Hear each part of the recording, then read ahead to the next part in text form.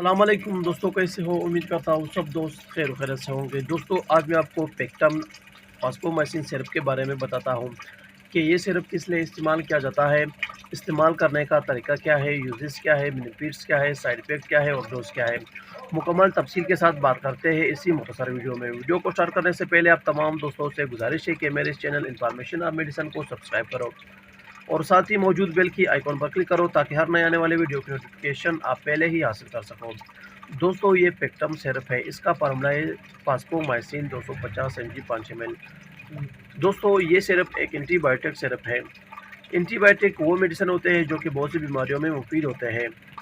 दोस्तों, ये सिरप छोटे बच्चों में यूटाइन इन्फेक्शन के लिए बहुत ही मुफीद है, यानी कि गुर्दे मसाने के इन्फेक्शन के लिए, पेशाब की नाली में जलन के लिए और बड़े पेशाब में तकलीफ, दर्द के लिए, ज़ख्म के लिए बहुत ही बेहतरीन है।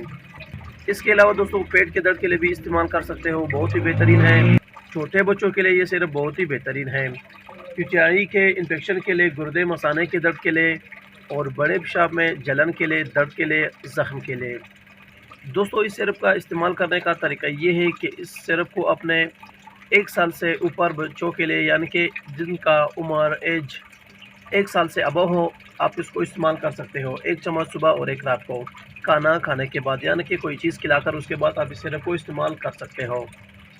तो अगर बात की जाए कि इस सिरप के, यानी कि फास्कोमाइसिन सिरप के साइड इफ़ेक्ट क्या है, नुकसानात क्या है, इस सिरप के इस्तेमाल करने से क्या साइड इफ़ेक्ट होते हैं, तो हर मेडिसिन को इस्तेमाल करते वक्त अपने डॉक्टर साहब से लाजमी रुजू करो और इस्तेमाल करते वक्त एक्सपायरी डेट लाजमी चेक किया करो।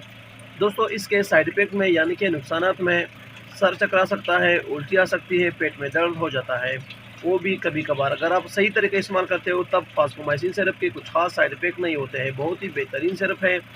दोस्तों, इस सिरप में पोस्ट पाउडर है और आपको बनाने का तरीका भी बताते हैं कि आपने इस निशान तक पानी डालनी है। जब इस निशान तक लेवल बराबर हो तब आपने अपने बच्चों में सिरप को इस्तेमाल करनी है। ये थी दोस्तों पेक्टम यानी कि फास्कोमाइसिन सिरप के बारे में कुछ तफसील। उम्मीद करता हूँ कि आपको ये मुख्तसर वीडियो पसंद आई हो। अगर वीडियो पसंद हो तो वीडियो को लाइक, शेयर और कमेंट करो और मेरे चैनल इन्फॉर्मेशन ऑफ मेडिसिन को ज़रूर सब्सक्राइब करो। मिलते हैं नेक्स्ट वीडियो में, तब तक के लिए इजाज़त हो। अल्लाह हाफिज़।